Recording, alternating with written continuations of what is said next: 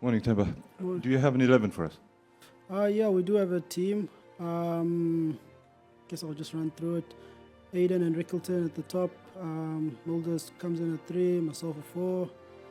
You got Stubbo at 5, Beddingham, you got Carl, you got Marco Janssen, Kish, KG, and Lungi. And just preparation. It feels like a long time you've been spending here in the nets and whatnot. It almost helps, doesn't it, coming to a place like this and then before match day you become accustomed to it and maybe not overawed. Yeah, I think, we've said it before, last time we played red ball cricket has been a while, so coming here a couple of days early has been helpful from that sense. A lot of our work was done in Arundel, and I think coming here to Lords was really to kind of get accustomed to the place, the conditions, and then obviously getting yourself mentally in the right space. I think it has been a good build-up. It has felt a little bit long. I think the guys are raring to go and start the game. Temba, you mentioned Lungi will be playing. Can you just tell us a little bit about what swayed that decision? And I suppose he hasn't played for a while, but we heard Shuk sort of singing his praises when the squad was announced. Yeah, I think probably one of the tougher decisions that have been made. We've seen what Pato did for us to the end of last season. But I think it was more from a tactical point of view, probably a little bit more pace from Lungi. Comes from, I guess he's taller as well. I think Lungs also has a good record, not taking away anything from Pato. He has the experience, he's played here before, not that Pato hasn't. But I think he will complement that bowling attack, I guess, a little bit more. We have a guy like Mulder as well, who kind of gives you similar to what Pato can do. So, yeah, I think that was probably one of the difficult decisions that we had to make. And then just, obviously you've had a lot of build-up and there's been a lot of talk over the last couple of weeks. What will you say to the guys tonight? I don't know if you will even address them tonight. And what will you say to yourself, like in your quiet moments around what tomorrow's going to be like? Yeah, I think, we've been with the group now. Like I said in our preparation, I think a lot of it has been emotive, understanding what the occasion is about, being here at Lords. So I think from a motivation point of view, there's not much that I can do. I think if players needed to be motivated, then that would be a problem. I think now it's maybe just getting down to the fact that we actually need to play the game. Let's play what is in front of us. Let's not get caught up into too much of the story and what could be, and just be ready for what's to come. We accept and understand that it's going to be tough against the Australians. The guys who played against them know. And look, they've been good times, they've been bad times, and we need to feed off all those good times. So, yeah, I think time for the emotions and the stories and all of that is to put it behind us and really be ready to play what's in front of us. Temba, like you said, obviously your focus will be what happens over the next 5 days and getting the better of Australia. But can you take a step away and acknowledge the importance of this match for the future of South African Test cricket and also for, say, other Test nations who struggle to play Test cricket as regularly as, say, in India, Australia, or in England? Yeah, I think, if I think of the way things are back home, I think there have already been benefits for the people back home. If you think of the number of people who are flying in here to be a part of this occasion, to hopefully witness some sort of history, I think that already shows the positive impact that the game is having on the country as a whole. I think obviously with the younger guys as well being swayed by T20 cricket and all of that, I think the efforts that we're doing within the red ball space hopefully will inspire those younger guys to want to play red ball cricket. And I think you would have seen with our squad going to Zimbabwe, the young guys, Luandre Pretorius, Diavalt, Brevis, all those young guys who are coming in, Lesejo as well, Senukwane. I think that will keep them chomping at the bit in terms of red ball cricket. So I think things are good. Obviously also as us being not as economically strong as the other nations, we want to make sure that we are competitive. We want to make sure that we're doing the right things on the field. Just in the same way as you explained the decision for Ngidi over Patterson, can you talk a little bit about Mulder at number 3, what you're expecting there, what can he deliver? Yeah, I think, Mulder is quite young, obviously, in that position. But I think, having played with Mulder, having seen him, the way he's kind of grown in the last 2 years within the Red Bull format, it's about giving him a lot more confidence, keep backing him, and just allowing him to do what he does best. So, I think, yes, he has an opportunity in a pressure situation, but I think he can take comfort from the fact that, the guys are backing him. We just want him to go out and play his game. Temba, can you just talk about how you think the team has evolved and improved since the 22-23 series, last time you played Australia? Last time, that wasn't a good time in Australia. I think, after then, there's a couple of more new faces from that series. I think for a lot of us who were there, it was a little bit of an eye-opener. Playing against Australia, seeing how their batters went about their business, facing their bowlers, and how you were always under pressure, and you kind of had to find ways to exert pressure back on them. And I think that, at least for me, gave me a opportunity to kind of have a look at my game to see where I can improve, and hopefully try emulate the performances that those batters were putting up at that point in time.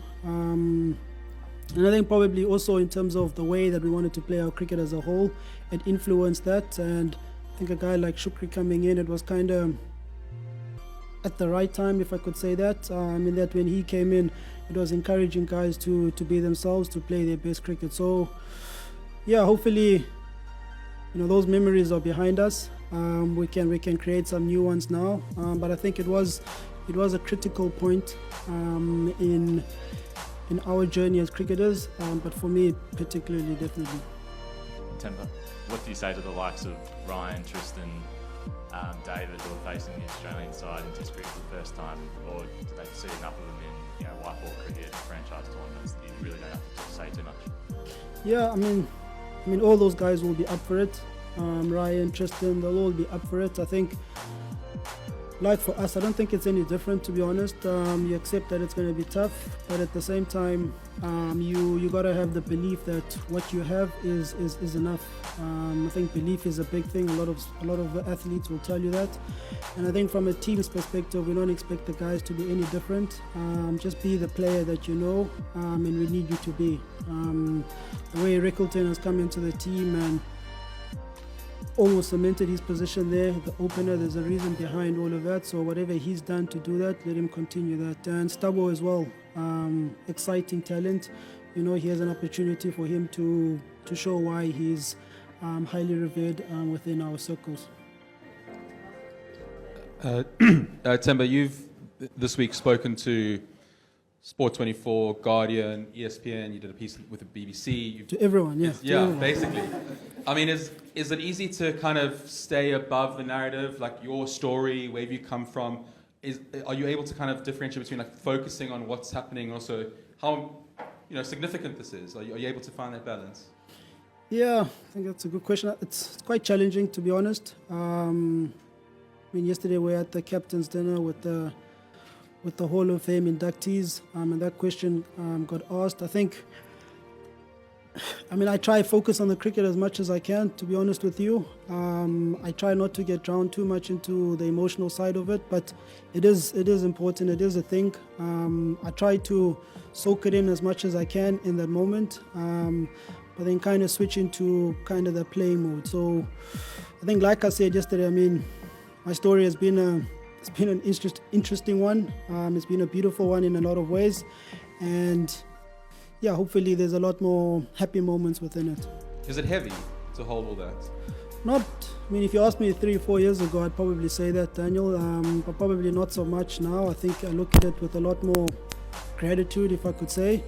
And I think it's just a part of my journey, unique to me. And I think, it comes with being the first in a lot of things. So, now I think I can speak about it openly without much anxiety or anything like that.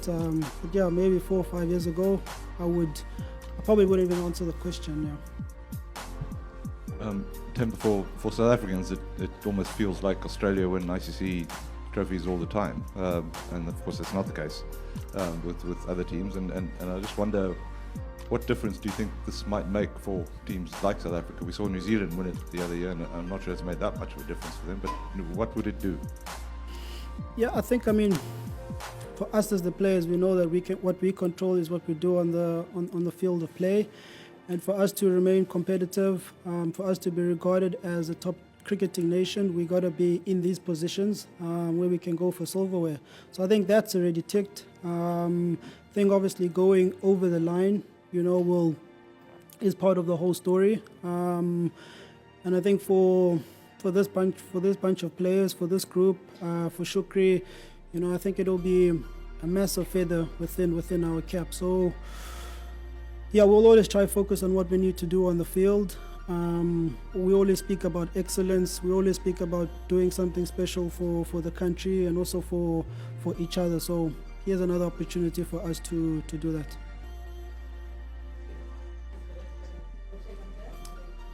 Yeah, on that note, what would it mean to you to end the long wait for a world title for South Africa? Yeah, I guess it would be special. I've already said it's a career, it's a highlight of my career. And I think it would be a nice thing to be a part of that story. I guess my story, there's a lot of moments of resilience, moments of great determination, all of those type of things. And I guess it would be nice if it's backed up with something. So, but that's part of the story, right? I don't write that story. I can fantasize, but that's not for me really to dictate. But I think yes, it will be special for a lot of people in a lot of ways. Temba, on the Rabada situation, have you spoken to him very much about what happened, and how do you expect him to play tomorrow? Do you think it will be a motivation for him or added pressure? Definitely a motivation. I think it's been a couple of weeks now that I guess everything has unfolded. Conversations have been had. He had a conversation with the team. He put himself on the spot for, I guess, further questioning from any of the players. And as far as we know, that's kind of behind us. We've really come here with the focus of what we need to do here. And I think he's in the best shape that he's ever been. So definitely motivated. We also play against the Australians as well. So, that'll be extra motivation for him. But yeah, I think he's in a very good space. Temba, we saw Shuk spend a bit of time with Rassie in the build-up. You're good mates with Sia. Has he sent you a message? Has he sent you a good luck, or just passed on any magical ways to win a World Cup? No, he actually hasn't. He actually hasn't. I should have a word with him. But yeah, Shukri had that opportunity. We kind of laugh at Shukri and ask who called who, But he gave a bit of that feedback from how they do things, and I see he's kind of implemented one of that within the team. To answer your question, no, I haven't chatted to Sia. Temba on the coach yesterday, I think his line was he was confident that the team would be able to exploit any vulnerabilities that Australia has. Is potentially one of those vulnerabilities a non-specialist opening batter against the world-class attack that you've got? Have they announced the team? Not yet. Okay. So who would open the batting then? Constas or Labuschagne. Constance or Labuschagne. Yeah, I think there is an opportunity there. I think the conditions as well, I believe, bring us into the game a lot.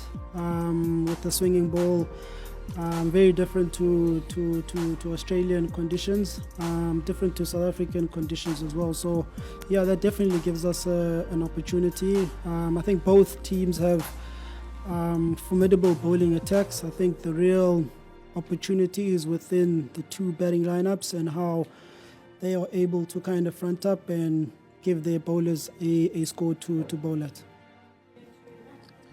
Temba, have you sort of allowed yourself to dream about what it would be like to lift that trophy at the end of this test match? Yeah, I mean, you picture all of that. Like I said, I mean, it would be a special moment, not just for myself, for the team, but also people back home. Like I said earlier, it would be nice to have it a part of the story. Yeah.